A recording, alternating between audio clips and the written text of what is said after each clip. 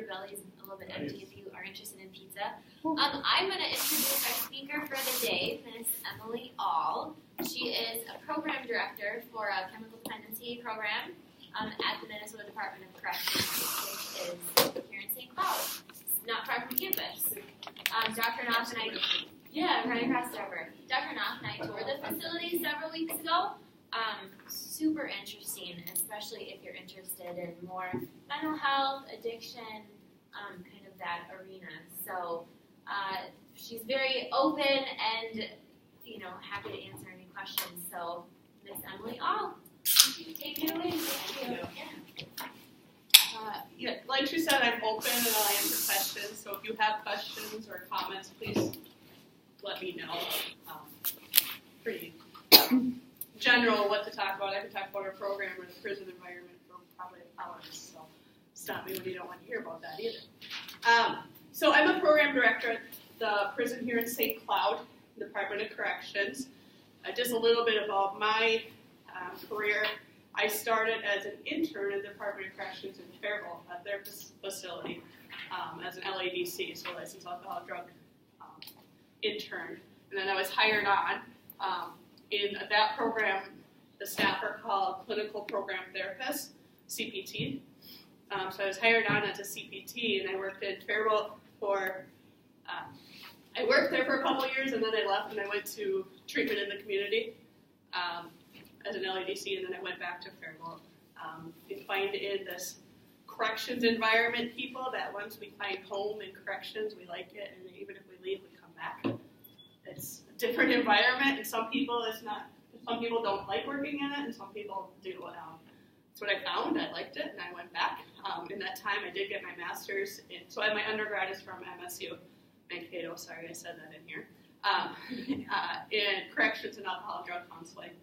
And then I went back and I got my master's at Argosy in forensic psychology. And I returned back to Faribault, and then I took a position up here in St. Cloud at the facility as a program director about 3 years ago. Total, I've been with the state for 10 years now. So as a program director, I oversee one of the chemical dependency treatment programs in St. Cloud. We're a unique facility in that we have two different CD programs. My program, I'm going to say the names of it, Reshape and Rivers are the two, just to kind of separate it. Reshape is the one that I run. It's been around for 30 plus years within the St. Cloud facility. Legislation kind of guides what we do for programming within the facilities, and they have come to us in the last couple of years and said we need more CD treatment beds in the department, and so that's what started up the second treatment program. Generally, we keep them together, but for space reasons, we created two different programs. And that one was Rivers, and that one's been up for about 2 years. So, again, there's so much to describe with the Department of Corrections. So, one thing I do want to say, too, is that all Department of Corrections facilities, with the exception of a couple, have CD-specific treatment programs. And so when we're talking and people are looking at internships, and talk a little more about them, and I will, there's other facilities, and we all offer the same kind of programming. There's Shakopee is the women, there's Faribault, there's Lionel Lakes, there's Stillwater, there's Moose Lake, there's Togo. People don't want to go up there, but once people get there, they don't want to leave. Beautiful, beautiful place. Rush City does not have CD treatment, and Oak Park Heights does not have CD treatment at this point. And then St. Cloud. So a little bit about our programming within the facilities is the Reshape program is our long-term programming. So we have the guys within our program from the average stay is about 9 to 11 months in treatment. We do a cognitive behavioral basis, thinking, what are your thoughts and your feelings leading to your behaviors? What's your belief system behind that's causing those behaviors, and how do we change it? What's some alternatives to that? That's one aspect of it. Another one is a huge part of the program is accountability for their actions, both their criminal history and their chemical history. So we're doing that through psychoeducational lectures. We're doing that through individual treatment plannings. We have primary group therapy. They get about 6 hours of primary therapy, group therapy a week. I should say 5 hours of primary therapy a week. We have 6 hours of programming a day with just a particular CD treatment program. So we work with the guy individually. We obviously provide everything for some within the program, and then they have individual treatment plans of what they need. And a lot of that is relapse prevention. What's it going to take when you get out to the community to get a job, to find housing, to access the resources that you need? Is it mental health care? Is it career services that you need help getting a job? Some of these guys are coming in, now I have a felony, how the heck am I getting a job? And it's harder. It is. It's doable, but it is harder. There's a different track for them. Same with housing. We have a lot of restrictions on some of these guys, particularly sex offenders, who they can live with, where they can live. It becomes a huge challenge on where they can release to and where they can live. So along with the CD therapy and treatment we're providing, that's all part of it, because if they they don't have a stable living environment, they can't have access to a job, they're not going to be successful in the community. So all of that is very much integrated in their whole treatment stay. How does sobriety look like in this environment? How does sobriety look like in this environment? Unfortunately, we don't choose where they go to. That's probation. That's state. They have to go back to the county and commit, and there's a lot of red tape. So sometimes you have to go back to this environment, which you know is not good. How are we going to help you be successful in that? Is the conversation that has to be had too.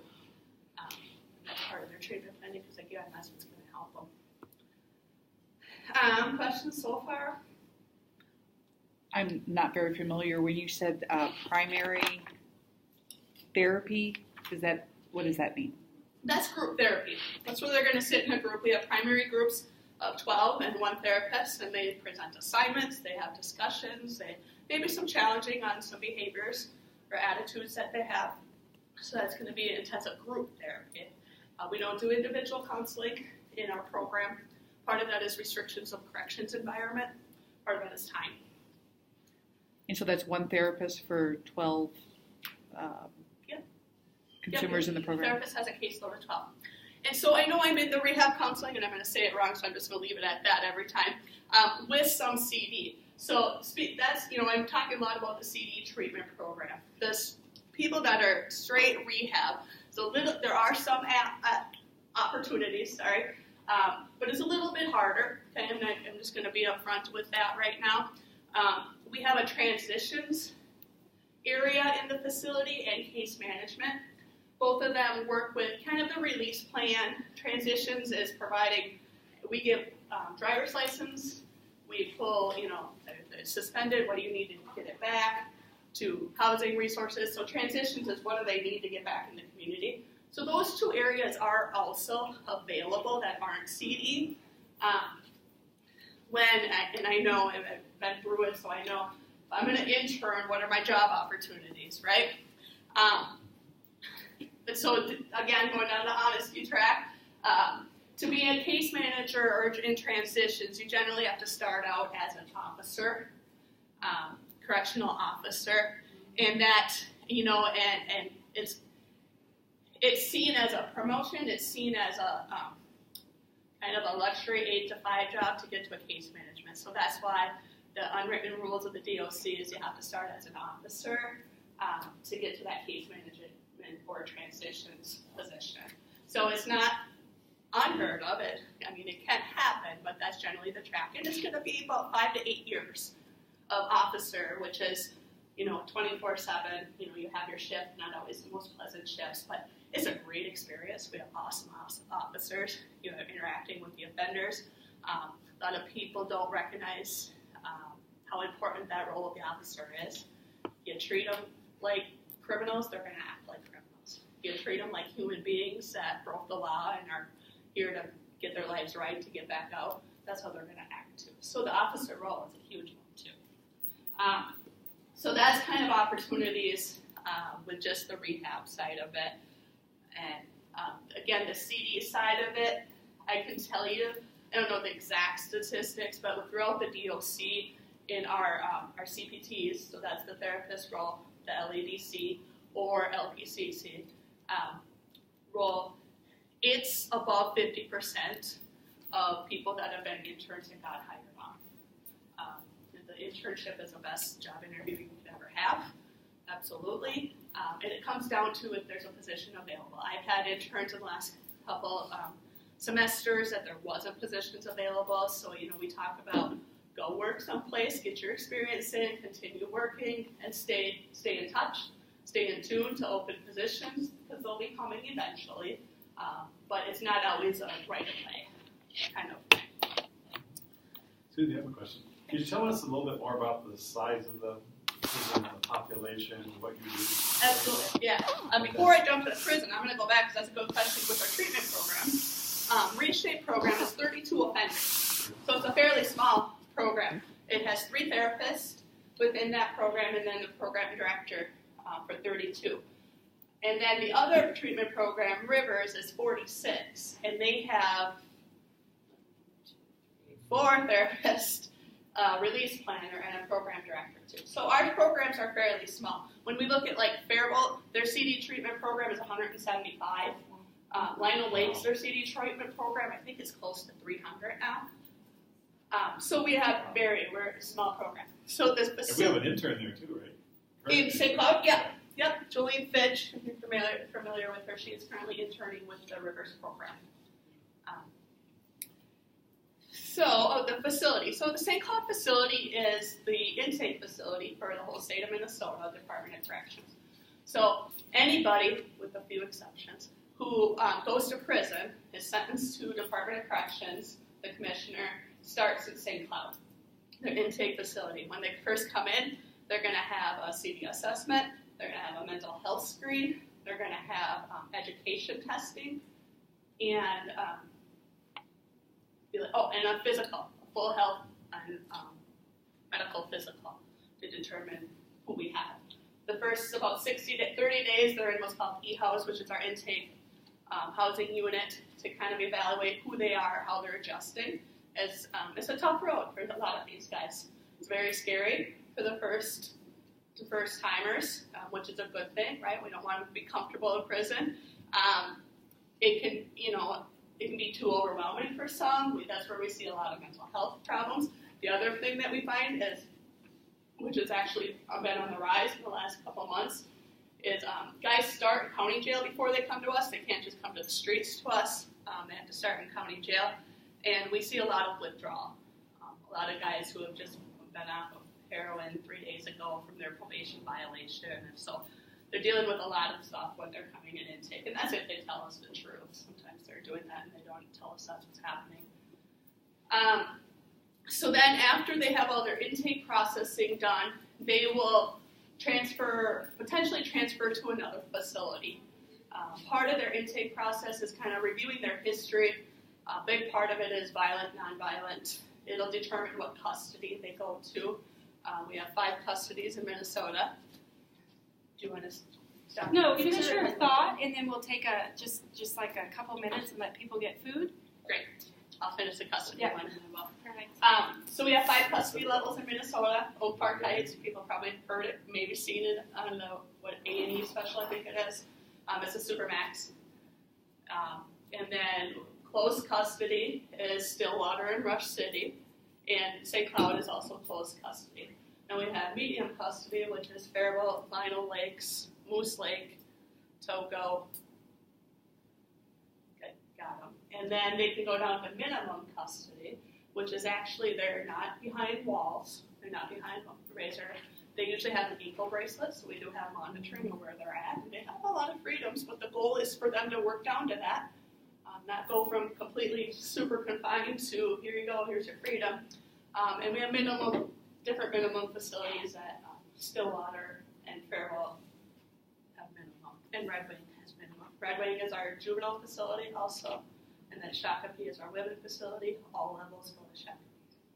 So St. Cloud, we're determining what level they are, and then St. Cloud Prison is feeding all those prisons. So as people are getting out, they have open beds, we're sending them up. So guys really only stay in our prison for average about 60 days, could be a little bit longer. And we see about between 1,100 to 1,300 every 3 months. 1,100 to 1,300 offenders every 3 months. And that's just males, right? I don't It's know if just you males. mentioned that. Yeah. Which I thought. So I'll give the break to get some food. So is the perimeter of the prison like one of the largest areas? It is. It is Last the year when we did largest Lunchandlearn, this worked really well. continuous wall If built we by had like offenders 3 in the students world. per week or It's 2 only the students second per week, we took a week to like coordinate how we were going to do this. Everybody put $1 in, or you bring a potluck and people share. But it makes it really helpful to, because then it's a lunch and learn. It's not just a learn. We really wanted to be lunch and learn, see lunch and learn. So it's a 2 thing. It's a 2-way street. Yeah. So last week I had mentioned to you guys that would we vote for next week and this week, and we said pizza. So I thought you guys were gonna yesterday bring somebody into Dr. Coleman's class. That's why today it's kind of like last minute with the pizza. Luckily, Dr. Knopf is fine for us. But let's think about that again. We mentioned Which we're taking donations. yeah. So who do we pay? No, you're fine this week, but I would like you guys to get together and decide who wants to take a week, and if you decide how many students you have, and then 1 or 2, then we only have 6 lunch and learns left. You only have to do it 1 week, so it shouldn't be that big of a deal. Yeah. And if you don't want to put anything, just collect money, and then you be responsible to get people. We'll get it picked up, or we're happy to have things delivered. And we have pepperoni, cheese, and sausage. Anybody want to do it? Rally everyone back together so that Emily can go ahead and finish her presentation. She still has a lot more information to give you, and I think this is going to generate some really good discussion. I think it's I don't think you're right one way. My girlfriend. A couple really good questions or points that were brought up. One is our facility does meet the grant requirement. We're a state agency with Rehabilitation services. So that's an important piece for you, absolutely. The other one that couple that I will add in is you don't have to raise your hands, but thinking about it, we all know somebody who's in prison. I mean, that's an assumption, but I'm going to guess that majority of people in here know somebody who's in prison. It's something we have to report. We need to know that association, and that's something that's required by all interns, by all volunteers, by all staff. We just need to know who it is. It's about a security thing.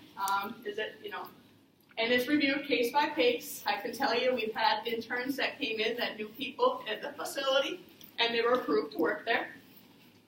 Staff, we have them all the time. I can remember my first experience. I walked in on the first day of my internship and was introduced to a classroom, and I knew somebody in the audience. I went, oh my God, I was nervous enough sending in a group of offenders, but we all know it. And I say those stories because the worst thing you would do is not report it because they're embarrassed. Because I also have that one story, right? I had to walk an intern out because she didn't report it because she was embarrassed. And it was discovered later on, and it's dishonesty. And if you're dishonest about that, we don't know what's really going on. So the most important thing is to report it. It has to be reviewed, so it's not a guarantee that you can still intern. Generally, we're getting really good about helping the community or helping out with that, and it's been approved, but we do have to review it. The other thing that we find for question is I have a criminal history myself. A felony, I have a DWI, I have something on my record. It does not disclude you, okay? It is reviewed individually again. Felony level are a little bit different. We have to look at the time that it's been since it occurred. We have to look at, a couple different pieces with it. Maybe more specific. It feels pretty intrusive to have to disclose that information. But I really do stress it doesn't disclude you from an internship. If it's something that you want to do, it's something that you want to at least check out. Let's go through the process and see what we can do. I can't guarantee you would be approved, though, also. I think that's important to recognize. So those were a couple of really good questions and things that are a big part of our environment. One other thing that happens is when we work in the prison, we have keys and we have a radio. We always have a radio on us. It's our safety, it's offender safety, anything that goes on. We know what's going on in the institution. So interns are key and radio trained.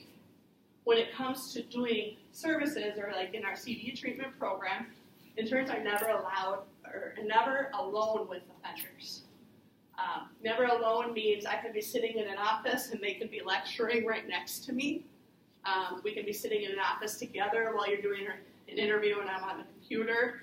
But just for security purposes and for clinical observation purposes, interns are never allowed alone with offenders. And that's a difficult thing for some people. They feel like they're don't have the freedoms. It's a little bit to get used to. But again, it's your safety and ours to know what's going on and to make sure that we're all in the right direction too. So, other questions? I think Department of Corrections is so big, there's a lot of information. I'm not always sure which direction, so please ask questions of something. And as you can tell, it'll go on for like 5 minutes about that. So. I have a couple questions. One is, I know they had a vocal rehab unit out there probably 15 years ago, and that's not there anymore, right? Which ones are you talking about? Vocational Rehabilitation Services used to have an actual office out there. No, At not one time, not that anymore. specifically, but Right. we talk about vocational training. In that we have the transitions. We also have a couple educational programs for the offenders that are offered to them. They can obtain a masonry certificate. I don't know what it is, and then they actually are given a union job when they complete the program, and that's their job while they're in the prison. And our second vocational program is barbershop. They can earn a master barber certificate while in the prison. So when they get out, obviously that opens up a lot of opportunities. Minnesota is really strong about rehabilitation. So that's why a lot of these things we're going to give them. One thing I haven't talked about is education. Anybody who comes in who doesn't have a GED or a high school diploma is required to participate in education. A lot of those guys do and work towards and achieve their GED. They also can achieve their high school diploma if they're that close. If they don't have the GED or high school diploma, they have to achieve that before they can get a job in the prisons. And a job is ideal for guys. It helps keep their time busy. And so we have a lot of educational opportunities throughout many of the different programs or institutions so they can achieve that too. Again, reintegration. You're able to get your GED before you get out there for free. And while they're incarcerated, they're not paying for their GED at all. And they're getting all that one-on-one learning and direction to help pass that test too. It makes sense that they're a lot more employable and a lot more successful when they get out. Next question. Oh, and then we've had other interns like in Moose Lake and other facilities across the state. How would they go about if they wanted to be geographically in a different location? So to apply for any internship, now I'm sorry I didn't bring cards today. I will get some to you guys so you can give them out. Otherwise, they have my contact information, I think, and please contact me. Okay. Regardless of that, to do an internship within the DOC, you have to apply online. It's the Minnesota Department of Corrections website. It's employment opportunities and internship opportunities. Through that, that's where you choose the facility. And that's where you choose the program that you'd like. And then that information that goes to our central office, and then it gets kicked back to us. You have to put a resume on there too. Then it gets kicked back to us, and that's how we interview interns. Like we talked about earlier, we have a minimum. We have space for one intern in Reshape and one intern in Rivers program, for sure. Again, those are both the CDs. You do have to have the CDs, but at this point, you do have to have the CD component to intern in those places. We are not opposed to possibly having two, and that would be something that we would work out if there's interest, and if it's, maybe it's the juggling of semesters on our end, but for sure we have a minimum of one. Our mental health department also offers internships, and there you need to have the LP or the LPCC license to be in that department. the students from this program are eligible for LPC when they graduate. Yep, so that would be appropriate. Yep.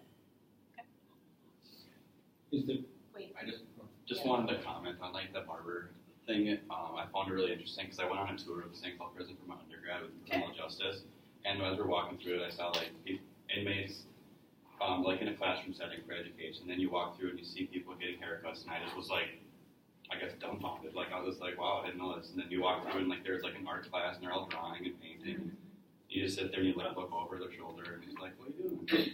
I just found it really interesting. Like that's not what you think of right away. You think of prison.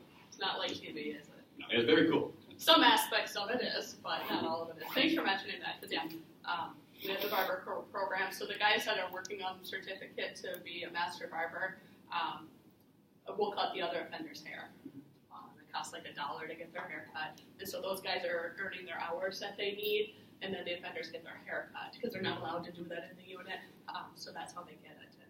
It's a clean environment. It's a pretty cool environment. I was actually just in there again today. They have a great teacher in the barbershop right now.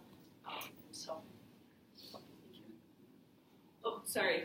I actually think one of those gentlemen has a barbershop set up out in Way Park right now. I've been in there for a few haircuts. Oh, okay. A little bit of historic store, and I've got a little place that. Okay. Actually, my question had to do with, is there any difference between, correctional programs, competency and community programs as far as governing, like DHS, like regulations? Absolutely. We get to just kidding. There is a lot of difference. Community treatment programs are licensed by DHS.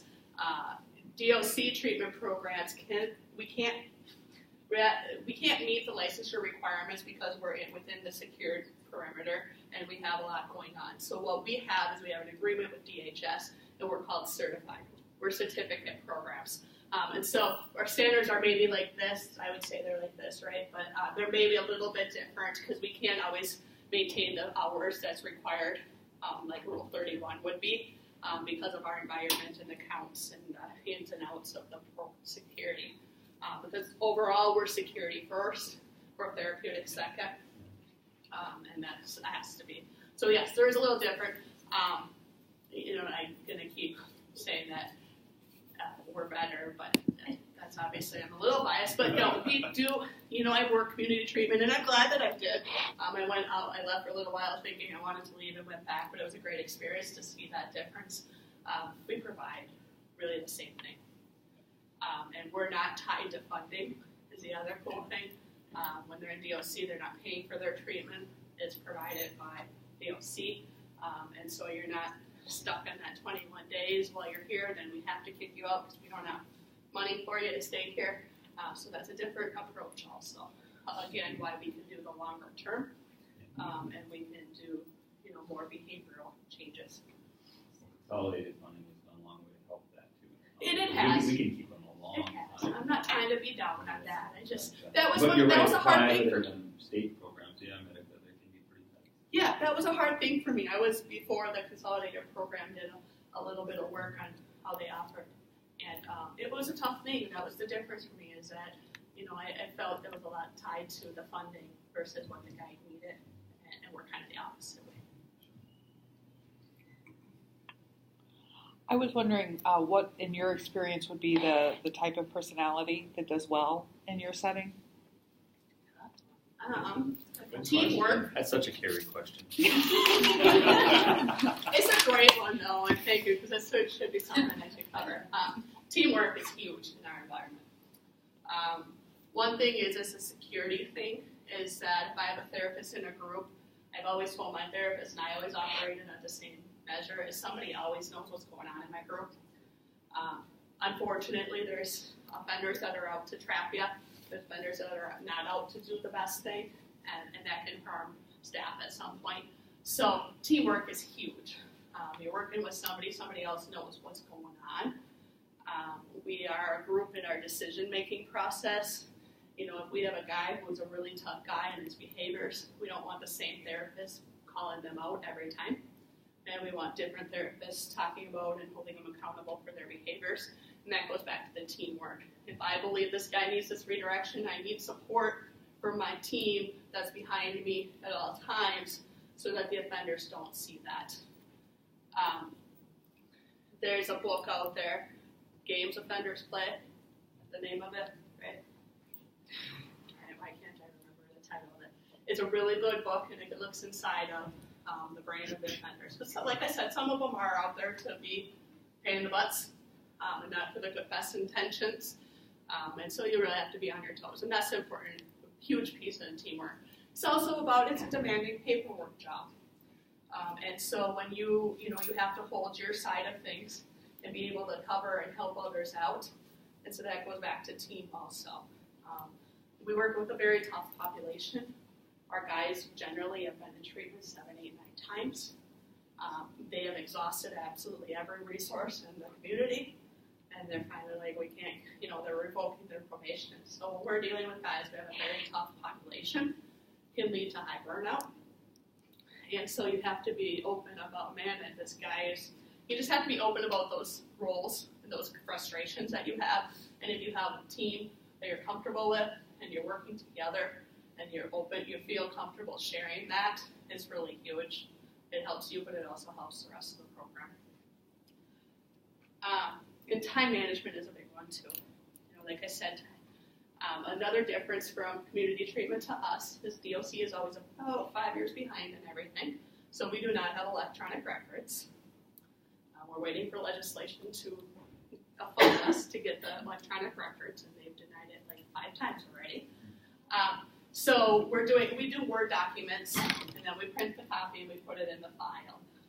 And so that can be a little time consuming too. So when I say time management, you got to manage your caseload. With 12 guys, it doesn't seem like a lot, but it's a lot for intensive therapy.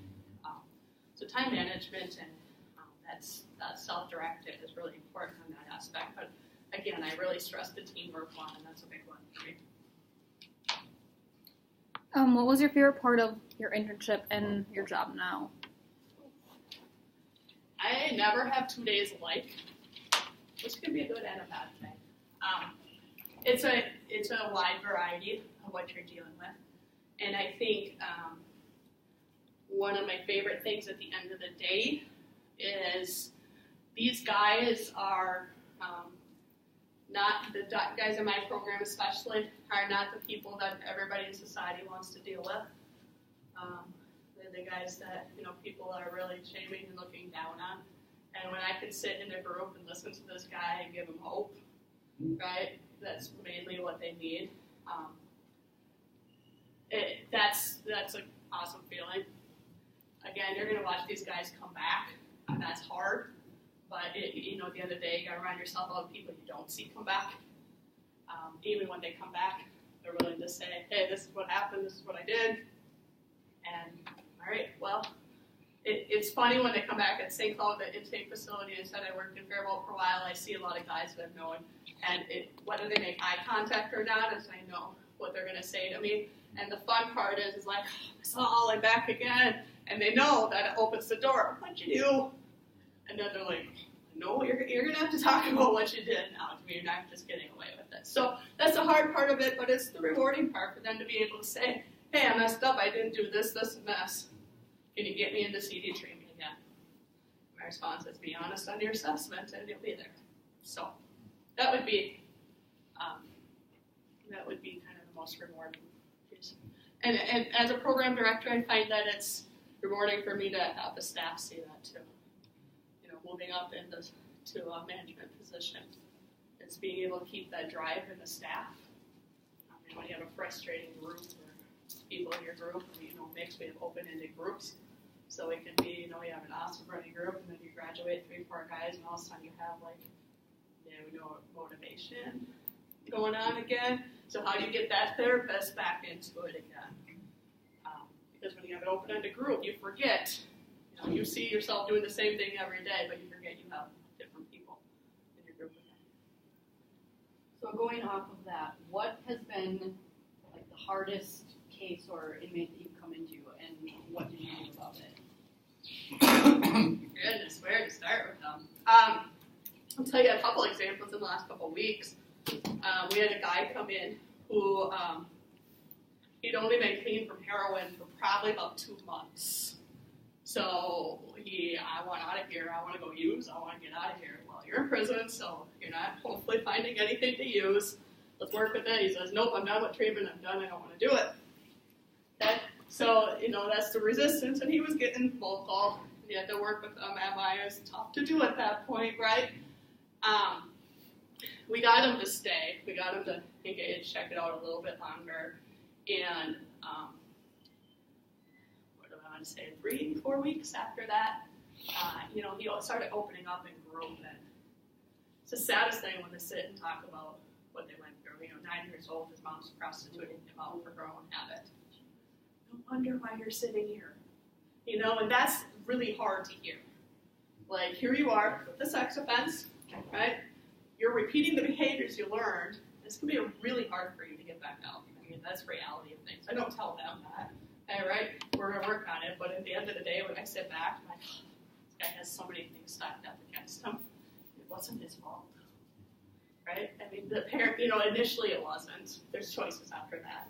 But the parents are supposed to be teaching him the path in this world are the ones that taught him his path that led to prison. And I think those are the hardest ones, is how do you, I talked about hope, and you have to instill hope in them. And when it's really hard to find that hope, it's really hard to give it to them. I advise it, I don't think I really elaborated that. The Reshape program is chemical dependency treatment for individuals with sex offense history. I have guys who have done some very heinous things, like what, sex offenders or not. And we look at their crimes. It's about accountability for their crimes.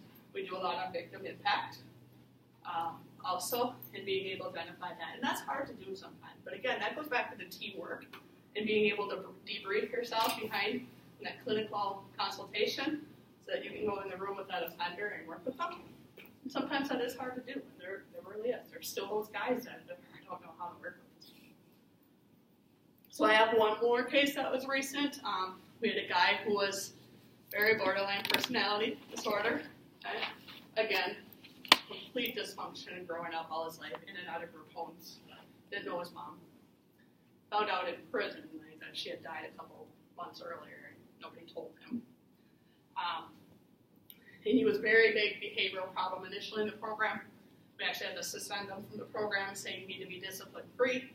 You're causing so much in our therapeutic community that we can't keep you here right now. He came back and he did really well until he was close to completion, and then self-sabotage kicked in. And we'd be able to get him to recognize that for like a week or two, and then he would do something. And we had to weigh out the benefit to the community. How much was he hurting the community, and how much were we helping him anymore? We ended up terminating him. And it was a conversation with staff that said we just supported everything that's happened in his life. Okay? And that's hard as a therapist. That's hard when you're in there to help and you're in there to support them, and you have to balance that. So I think those are the hardest situations, is that we work with a really tough population. And they didn't just drive up and knock on the door, first offense, first problem, first use. It's pretty entrenched. Do you hear of success later on? We do, but not enough. Once in a while, we'll get offenders that continue to contact us. And that's a shift in the DOC. They originally said, you can't contact staff after you've been out. We've been able to accept that a little bit more. So we do have offenders that check in, which is awesome, and then they stop checking in. Oh, what happened? Where'd they go? And you don't really know. Well, I think that would be good inspiration to other offenders. And we do. When we get letters, when we get phone calls, we share that. We don't share specifics, so we share, we just got this phone call back, we just got this letter back. And we do get them. We do get them. Not enough, because again, those are the ones that keep us going, so it's unfortunate we don't get a little bit more. But we do hear the success stories too. And then again, I believe that a lot of them that we don't see again, and we don't hear about, there are those that are still successful, and that's why we're not seeing them. So you go on those pieces on. The no news is good news. No news is good news. It's absolute truth. We see a lot of, you see a lot of the names on the news, and and that's not the fun part either. Actually, I stopped watching the news, a lot of it related to that. But yes, there are the success stories. I'll just comment on like the tough population and the victim impact. So I work at CORE and I run the group as well. And the Brock Turner case with the Stanford, and the victim impact was like 20 to 30 pages long in the court session. And I read it to my offenders in the group, and you can just see you forget that they're humans too. So like as you're reading, you see tears shedding, and just like then it brings up the shame and the guilt, but you're just like, and they're just like, but I'm better than that. Why did I let myself stoop so low? And I can do better. I can be part of society. So I think it's really easy just to think of them as criminals, not humans. They've made the bad mistakes, right? They deserve to be held accountable, absolutely. Yep. But we also deserve to give them a chance and help them do something different, because what do we expect if we lock them up, they could sit in their room and never give them any resources? Right. Absolutely. You currently have one of our interns from the RAC program, which is actually the first graduate of the program. Could you maybe let the students have a day in the life of Jolene? Like, what is she doing as an intern? What kind of things is she participating in? Yeah. So Jolene, is in the other program, so it might be a little off in the schedule, so don't check with her. But in general, she's going to come in about 8 o'clock, and we do case consultations once a month on every offender. And then she's going to go into programming that's going to be a lecture right away in the morning. It's like morning meditations, scheduled reflections. Offenders are presenting reflections. Some days she's going to be up there listening to them. Some days it's like a paperwork time, so alternating and rotating between the staff. Then about 9:30 to 11, she's going to be in primary group 5 days a week. 9:30 to 11, that's primary group. Guys are presenting individual treatment plan assignments, discussing specific topics, maybe problems or behaviors that occurred. And then at 11 it's count time in the institution, so all the offenders have to go back to their room, and they do a visual check for every guy and make sure we have everybody. And then the offenders go to lunch, and so staff, that's their lunch time and paperwork time. And then the offenders will come back to programming about 12:15. And then, again, it's a structured schedule, so it's either going to be a lecture or an activity till about 1:30. And then they're going to switch activities, but they'll be back into another lecture activity, group activity. So it's lecture, maybe it's a movie, maybe it's a staff-facilitated lecture, maybe it's an offender-facilitated lecture, maybe it's an AA or an NA group when we talk about lectures or activities. And those are offender-facilitated. We also do recreation as part of the treatment day, 1 day a week, so that could be one of the other activities. And then about 3 o'clock, 10 to 3, the offenders will switch back to their unit and for count again. And so that's the staff debrief time, what happened in the day, what information do I need to share about your client that did this in lecture while I was lecturing. And then it's kind of, again, back to the office and any paperwork. And staff in that office leave at 3:30, so that's the end of the day for getting in and out of the facility. It takes about 10 to 15 minutes every day between walking, keys, radios, doors, opening and closing. So that's a typical day. And this is an 880-hour internship. Yes. So that meets the LADC requirements. Yes. The St. Cloud State LADC programs, I'm not sure how exactly, I don't think you guys are doing it, but they usually require 2 separate sites for the 880. Generally, we like the full 880. We are very high learning curve. It takes a long time to learn your learning corrections and your learning treatment. That's a lot of intake, and so by the time we find after that 400, 440, you're barely learning, getting comfortable and able to get back and really feel the environment. So we usually request the full 880 from people. It's not a requirement. The undergrad chemical dependency program is different, and they have different different policies than our master's program. And so with our master's program, we're okay with the full 880 because it's not Minnesota State board requirement. So, Great. Other questions? Is it possible to do the 100 hours of practicum with you? Like, if you don't know if that's something you want to do, and then Yeah, being the new program and the new requirement with that, it's not something we've done yet, but it's something that we can work with. And definitely, you're right about sometimes the environment isn't the right fit for everybody. And that's something you have to be honest with yourself and others about. And so that 100 hours can be helpful for you. The other thing we do is we do an interview, we do tours to kind of get, when you walk in and those doors close behind you and then the next one does, how does that feel for you? And again, I'm going to stress it's important to be honest with yourself and with others up front with those feelings, because at the end of the day, it's not the environment for everybody, and if you're walking in every day terrified of your surroundings, that's not comfortable for anybody. Definitely. I said one last thing. We were talking and you were telling me what percent of the prisoners that come in are chemically dependent. That was amazing. Yeah, it's over 80. I think it's about 84, 85 get recommended to treatment. That's not necessarily meeting a dependence diagnosis. And when I said the DOC is always behind a couple of years, I know it's substance use disorder now. We haven't switched over to DSM-5 yet. So that doesn't mean that 85 meets the dependence diagnosis. It means that about 85% get recommended to treatment. Wow. So one other aspect that I supervise is we have 3 assessors that do assessments all day, every day. And so that's 400 a month about offenders that are coming in. Those 3 assessors are screening or doing an assessment with all of them. And from that, about 85% are recommended to treatment. I know we're getting close to wrapping up, but I just wanted to ask you, as far as professional development or with your staff, and perhaps our interns as well, what types of things do you do? You spoke a lot about keeping your staff motivated and supporting them. So do you have like any sort of mandated professional development that they have to do, or do you know what I'm saying? Like, yeah, we don't. Nothing outside of the licensure requirements. Okay. 2 big, the March conference, which is the CD Professionals Conference. We do offer opportunity to attend them.